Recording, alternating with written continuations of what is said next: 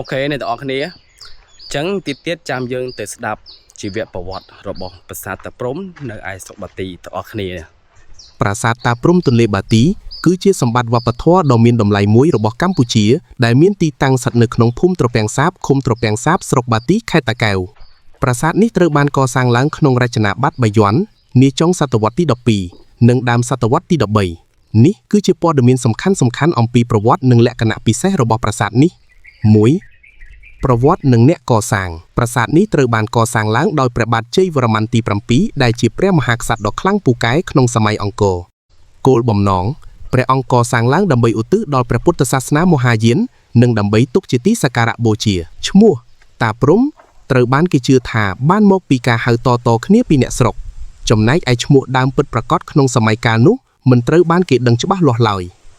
2. រចនាសម្ព័ន្ធនិងស្ថាបត្យកម្មសម្ភារៈប្រាសាទនេះកសាងឡើងអំពីថ្មភក់និងថ្មបាយក្រៀមប្លង់ប្រាសាទមានរាងចតុកោណកែងដែលមានកំពែងព័ទ្ធជុំវិញនៅខាងក្នុងមានតួប្រាសាទកណ្ដាលនិងមានថែវដែលឆ្លាក់រូបចម្លាក់យ៉ាងស្រស់ស្អាតទោះបីជាមានការខូចខាតខ្លះដោយសារអាយុកាលនិងសង្គ្រាមប៉ុន្តែចម្លាក់នៅលើផ្ទាំងថ្មដូចជារូបព្រះពុទ្ធរូបទេវតានិងក្បាច់រចនាផ្សេងនៅតែមានភាពរស់រវើកនិងបង្ហាញពីសិល្បៈដ៏ខ្ពង់ខ្ពស់នៃសម័យបាយ័ន 3. ភាពខុសប្លែកគ្នាមនុស្សភាគច្រើនតែងច្រឡំរវាងប្រាសាទតាព្រំនៅខេត្តសៀមរាបនិងប្រាសាទតាព្រំទន្លេបាទី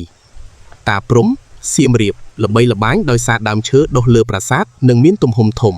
តាព្រំទន្លេបាទីមានទំហំតូចជាងប៉ុន្តែមានសភាពនៅរឹងមាំល្អនិងមានភាពស្រដៀងគ្នាខ្លាំងទៅនឹងរចនាបថនៃប្រាសាទបាយ័ននិងប្រាសាទបន្ទាយឆ្មារ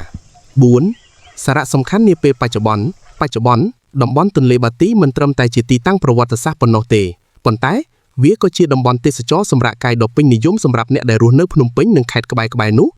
ដោយសារមានទេសភាពមាត់ទឹកនិងម្ហូបអាហារបែបអ្នកស្រុកអូខេអ្នកទាំងអស់គ្នាក្រោយពីយើងបានស្ដាប់ជាមួយនឹងប្រវត្តិប្រាសាទតាព្រំហើយអញ្ចឹងវីដេអូរបស់ខ្ញុំគឺបានដល់ទីបញ្ចប់ហើយ